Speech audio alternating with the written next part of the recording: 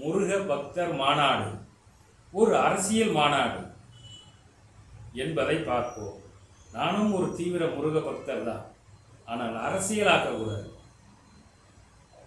இந்த இந்து முன்னணி, அப்புறம் இந்த பிஜேபி, இந்த இந்து அமைப்புகள் எல்லாம் சேர்ந்து இந்த மாநாடு நடத்துது. நானும் இந்து தான், அதில் மாற்று கருத்து இல்லை. இதுல அமித்ஷா என்ன பேசுறாரு பாருங்க.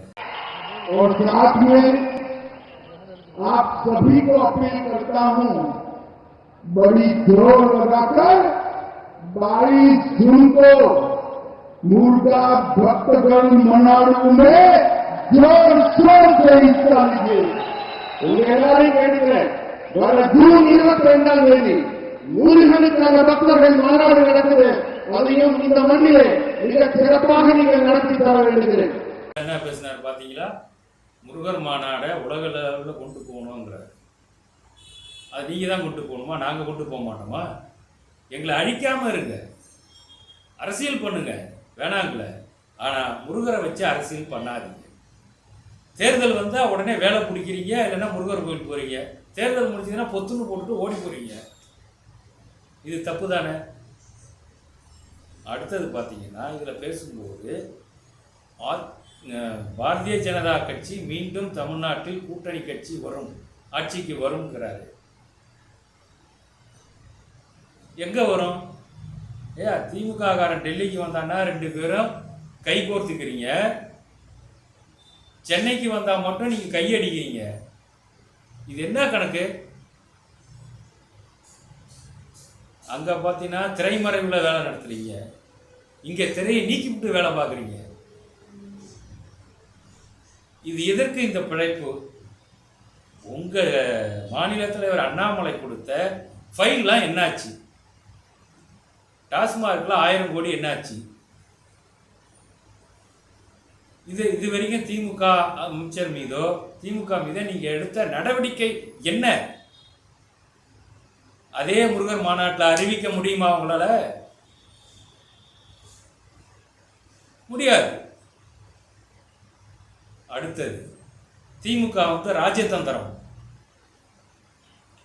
ஒரு ஃபைலை பேசி முடிச்சிட்டாங்கன்னா அந்த ஃபைலில் யாரும் உள்ளே வரக்கூடாது என்பதற்காக நீதிமன்றத்தில் போய் ஒரு ஸ்டே வாங்குவாங்க.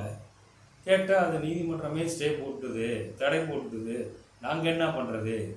வேறு யாரும் உள்ளே வரக்கூடாதுங்கிறதுக்காக இதை ராஜதந்திரமாக செய்யும். உதாரணமாக அம்மையார் ஜெயலலிதா அவர்கள் மரணத்தின் போது கடற்கரையில் அடக்கம் பண்ணுவதற்கு அதிமுக ஆட்சியாளர்கள் அப்போது முயற்சித்தார்கள். வேலைலாம் நடந்துகிட்டு இருந்தது. அந்த நேரத்தில் திமுக சார்பில் ஹைகோர்ட்டில் போய் ரிட்டு போடுறாங்க. என்ன ரிட்டு போடுறாங்க? ஜெயலலிதா பிணத்தை கடற்கரையில் அடக்கம் பண்ண தடை வேண்டும், அடக்கம் பண்ணக்கூடாது அப்படின்னு போடுறாங்க. ஒரு 6 மாதம் கழிச்சு ஓடுது இந்த கேஸ் அப்படியே நிற்கிது. 6 மாதம் கழிச்சு திமுக தலைவர் கருணாநிதி மரணம் அடைஞ்சிடுறாரு.